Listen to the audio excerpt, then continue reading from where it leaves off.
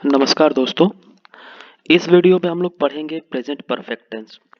तो जैसा कि नाम से ही क्लियर होता है कि इसमें कार्य पूर्ण हो चुका होता है, परफेक्ट हो चुका है। ये किसी कार्य के परफेक्शन के बारे में है और ये प्रेजेंट परफेक्ट टेंस है, इसके कार्य का वर्तमान काल में पूरा होना होता है। तो कोई भी कार्य वर्तमान काल में अगर पूरा हो चुका है तो उसको हम प्रेजेंट परफेक्ट टेंस में बोलते हैं। इसकी पहचान यह है कि वाक्य के अंत में चुका है, चुकी है, चुके हैं इत्यादि आते हैं, या है, ही है भी आते हैं। आपको ये समझना होता है कि कार्य वर्तमान काल में ही हुआ है पर पूरा हो चुका है। तो ये इसकी पहचान है। और इसमें जो आपकी मेन वर्ब की फॉर्म है उसमें केवल थर्ड फॉर्म लगती है, सिंगुलर सब्जेक्ट के साथ भी और प्लूरल सब्जेक्ट के साथ भी। तो इसमें ज़्यादा वो सोचना नहीं पड़ेगा कि कौन से सब्जेक्ट में कौन सी फॉर्म लगनी है। तो सिंगुलर सब्जेक्ट हो या प्लूरल सब्जेक्ट हो, आपको थर्ड फॉर्म ही लगानी है। ऑक्सिलरी वर्ब इसमें होती है जो हेल्पिंग वर्ब, ऑक्सिलरी वर्ब या सहायक क्रिया आप कहते हैं। तो इसमें सिंगुलर सब्जेक्ट के साथ हैज और प्लूरल सब्जेक्ट के साथ हैव। आई को भी प्लूरल ही मानते हैं, आई के साथ भी हैव ही लगता है।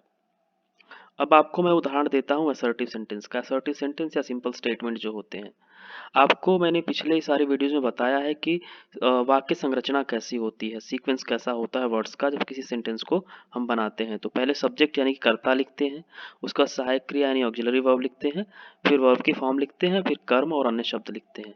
तो इसमें आपका सब्जेक्ट होगा, सब्जेक्ट के बाद हैज़ या हैव लगाएंगे सब्जेक्ट के अकॉर्डिंग। अगर सिंगुलर होगा तो हैज़ और प्लूरल होगा तो हैव। उसके बाद वर्ब की थर्ड फॉर्म लगाएंगे, फिर ऑब्जेक्ट और अदर वर्ड्स लिख देंगे। अब एक एग्जांपल लीजिए।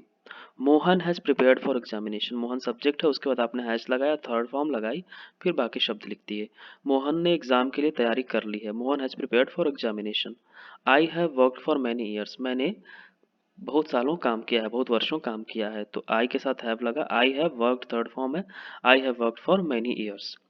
अब देखिए नेगेटिव सेंटेंस। नेगेटिव सेंटेंस में भी क्रम वही रहेगा पूरी तरह से, बस हैज़ या हैव के बाद नॉट लगता है। सब्जेक्ट प्लस हैज़ या have plus not plus V3 plus object other words. उदाहरण दीजिए, our team has not played with Australia. हमारी टीम ऑस्ट्रेलिया के साथ नहीं खेली है। यहाँ पे आवर टीम सब्जेक्ट है, सब्जेक्ट के बाद आपने हैज़ लगाया क्योंकि सिंगुलर सब्जेक्ट है, उसके बाद नॉट, फिर वर्ब की थर्ड फॉर्म, फिर आपने ऑब्जेक्ट लिखा। इसी तरह से एक वी का एग्जाम्पल लीजिए। We have not watch the match. हमने मैच नहीं देखा है। वी के बाद आपने हैव लिखा क्योंकि वी प्लूरल है। ठीक है, आसान है। उसके बाद अब देखिए इंटेरोगेटिव सेंटेंस के बारे में। क्या से शुरू होता है तो हम पहले ऑक्सिलरी वर्ब यानी हेल्पिंग वर्ब पहले लिख देते हैं, हमने पहले वीडियोस में पढ़ा हुआ है।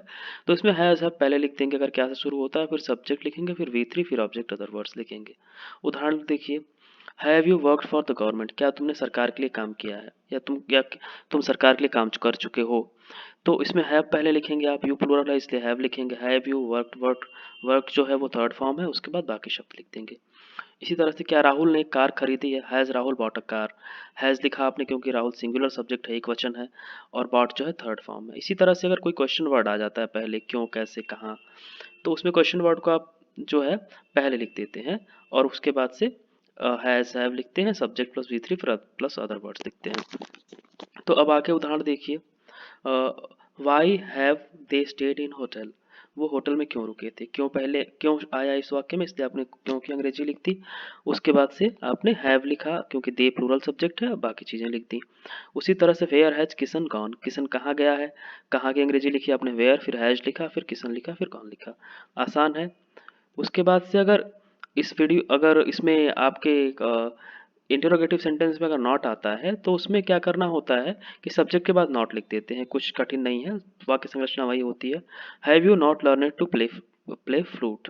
क्या तुमने बांसुरी बजाना नहीं सीखा है। हैव से शुरू किया, सब्जेक्ट लिखा, उसके बाद नॉट लिखा, फिर थर्ड फॉर्म लिखी, फिर बाकी चीजें लिख दी। उसी तरह से has she not followed the instruction. क्या उसने निर्देशों का पालन नहीं किया। हैज से शुरू किया क्योंकि क्या से शुरू है, फिर शी लिखा, फिर सब्जेक्ट सी के बाद नॉट लिख दिया, फिर थर्ड फॉर्म, फिर उसके बाद बाकी चीजें लिख दी। इसी तरह से अगर इसमें इंट्रोगेटिव में क्वेश्चन वर्ड आया है, why has he not gone with them. वो उनके साथ क्यों नहीं गया। वाई लिखा आपने क्वेश्चन वर्ड, फिर हैज लिखा, ही लिखा सब्जेक्ट, सब्जेक्ट वर्ड नॉट, फिर यहाँ पे ये बी नहीं है, बी गलत टाइप हो गया है, टाइपो है, इसको इग्नोर करिए। Why has he not gone with them. वो उनके साथ क्यों नहीं गया। और उसके बाद से फिर आप देखेंगे, why have I not get the job. मुझे जॉब क्यों नहीं मिली है, मैंने जॉब क्यों नहीं पाई।